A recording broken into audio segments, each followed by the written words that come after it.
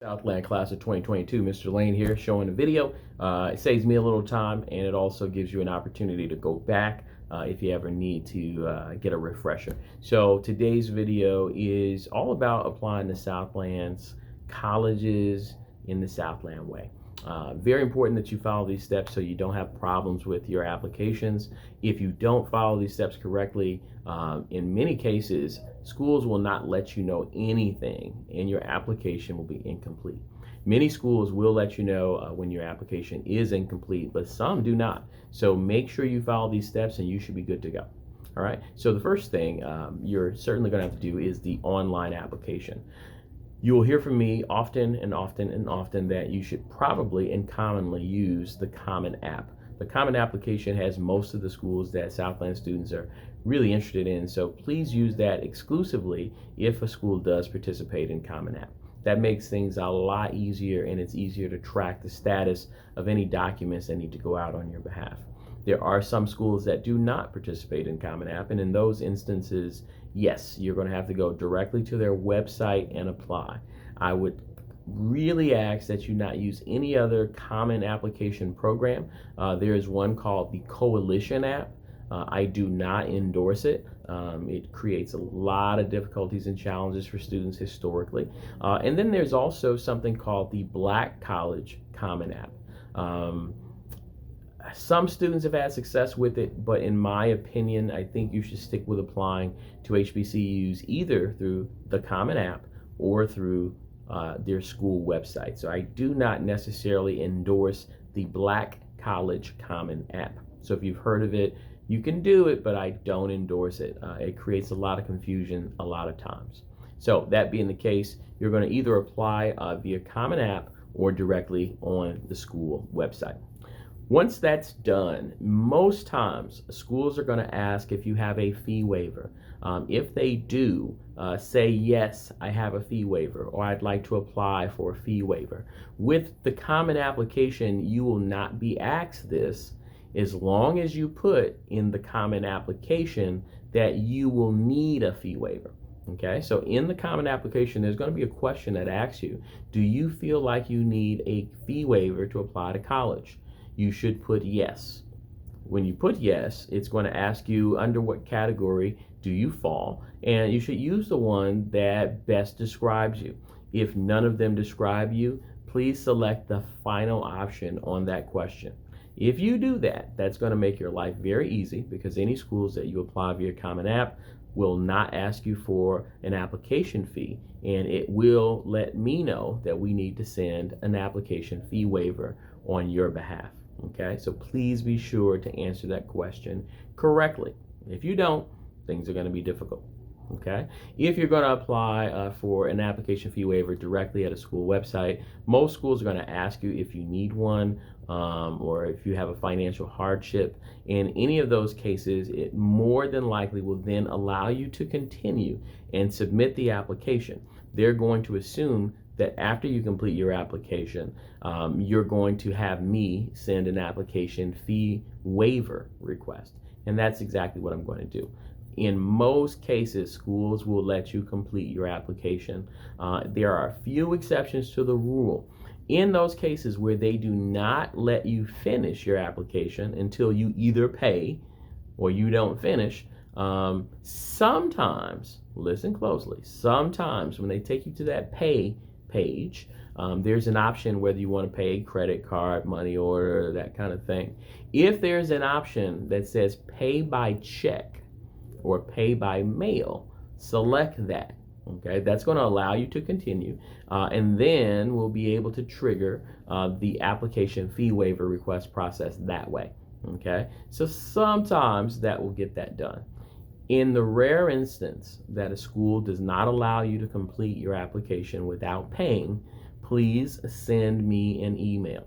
I know those schools and I'll be able to give you some instructions on how to deal with those on a case-by-case basis. But 95% of schools usually are going to let you finish this pretty easily without a hassle. Okay, and if you do Common application, it's going to be a snap. Okay, so that's just a part of this kind of whole thing, right? Now, here's where it gets pretty simple. After you've submitted your application, okay, please, please, please, please, please trust in Mr. Lane. Do not pause. Do not go do something else. Do not come back to your computer later. The moment that you apply and finish your application, the moment you're done, please log into Naviance. Click on colleges I'm applying to, okay? And then you're going to add that school and you're going to request a transcript. If you do that, this process is going to go super duper smooth.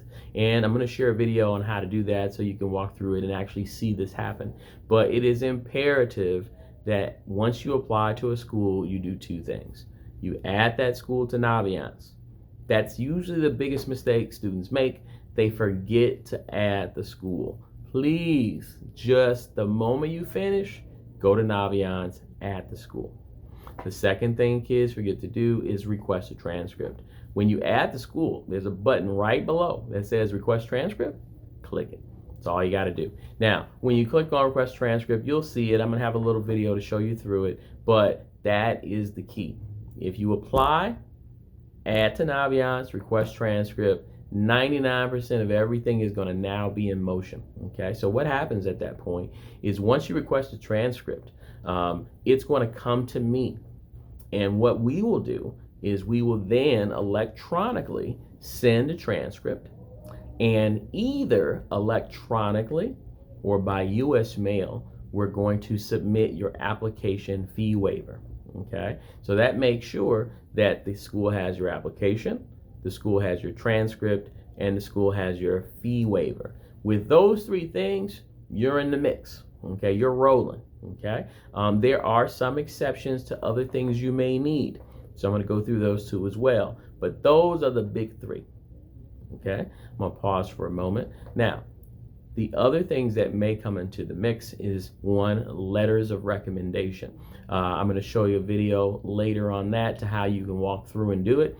But you're going to do that in Naviance. Okay, there's a button that says recommendations.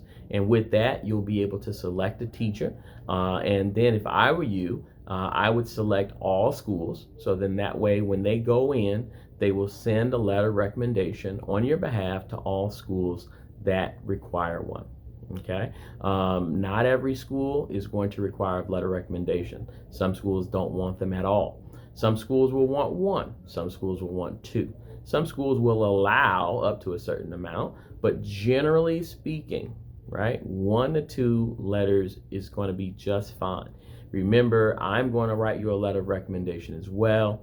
If you are thinking about a third teacher, you should probably see me about it.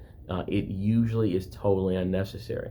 And the other reason is that there are 116 other kids who are also trying to get letters of recommendation. We don't want to overextend our teachers because once they start having to write a whole lot of them, they don't get as good, right? So let's be respectful and make sure that we don't overwork our teachers so they can write really good letters of recommendation for all of you, okay? But if a school requires a letter of recommendation, you're going to go into Naviance, you're going to request that letter there, and the teacher will actually go into Naviance and submit that on your behalf electronically. Okay, really easy, but you do have to initiate that process if a letter of recommendation is required. All right, the final element of completing your college applications here at Southland are test scores. Okay, test scores are just going to be really wacky this year because of the test optional model. Most schools, again, are not going to require it. The best way for us to deal with this is that you're going to create a college list of schools that you're going to apply to. You're going to make that in a Google document so that I can review that list. When I review the list and sign off on it, I'll probably give you some recommendations of other schools you should consider. I might tell you that you may not want to consider some schools that are on your list, but I'm going to give you some feedback, right? And on that Google Doc, I will indicate whether or not you should or should not submit test scores to that school. And again, just to be really brief, if a test score is not going to help your application, we're not going to include it, right? And if it will help your application, we will include it.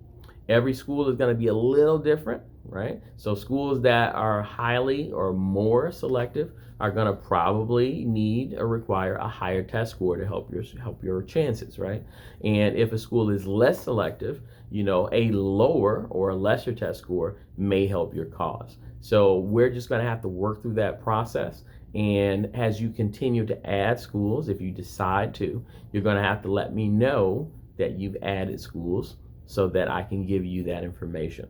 But that's why it's going to be important that everyone kind of create a list of schools so we can go through them and I can give you my evaluation and opinions on test scores. I do understand that you may go to a college fair and be inspired to apply. You might get an email, you might get something in the mail. And it might not be now, it might be 2 months from now, and you're like, oh, I really like this school. So it's just going to be up to us to just continually be in dialogue about that. And it might just be as simple as stopping by my office and saying, hey, Lane, I'm thinking about applying to Nova Southeastern University in Tampa, Florida. Do you think I should send my test scores or no? And I'll give you an answer. And you're going to probably still go and add that to your little list on Google Docs. But I will have given you some feedback on what we should do. Okay, so test scores are going to be a little weird, but that's how we're going to handle it. Now, how do schools get the test scores? Good news is you're going to be able to send a request for supporting documents to be sent. I'm going to provide an email address, and you're going to, with that email, you're going to email us, the college counseling office, and you're going to put in the subject heading, send test scores. And what we're actually going to do is we're going to generate and print copies of your test scores, and we will mail them for you on your behalf via U.S. mail to the schools that will receive them, and they will help your chances. So that's going to be kind of the last part of the puzzle. But the good news is you don't have to do it. Our office will take care of it for you, but you're going to have to initiate that process. So that's going to be another step that you'll have to remember. But we'll work through it, and I believe in you. Okay, so those are the elements of a college application and how Southland students navigate it. I'm going to summarize briefly. 1, you're going to apply to college online. 2, you're going to then go to Naviance. You're going to add the college that you applied to, and you're going to request transcripts. 3, when necessary, you're going to then click on recommenders, and you're going to select the recommender, the teacher here in the building, and you're going to indicate what school you would like that recommendation to go out to. This also takes place in Naviance.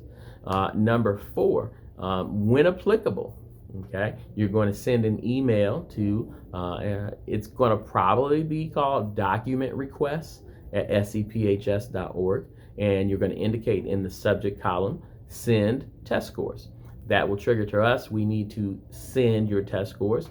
We're going to actually print out color copies of your test score, your best score, and we're going to physically mail them to the college offices that we believe will help your chances. We will not send to all schools, and again, we're going to try to go through and discuss which schools will be best to send and which schools will be best to not send. That's the process. It all goes through Naviance, okay? And one thing I want to share before I shut down this video is that with Common Application, Common App is over here and Naviance is over here. I'm going to give you some tips on completing your Common Application in a way that's going to allow them to sync together. The best part about Common App is once you apply to a college in Common App, it's actually going to go over to Naviance and indicate that you have applied there. Okay, so it actually will save you a step, but I still want you, when you're done submitting an application, still go into Naviance, make sure it's there, request transcripts. Okay, so we're going to be working exclusively with Naviance. We're going to be working with Common App. That's the process. If there's one thing you don't walk away with, the moment that you apply and finish and click submit, go to Naviance, add that school. That is the key. You do that, it's going to be a smooth process. If you forget, it's going to be a mess. All right, so that's all for now. Hopefully it's helpful. You will see some separate short videos on how to request transcripts so you can see it, how to request a letter recommendation so you can see it. Nice and easy, short and sweet. All right, guys. Talk to you soon.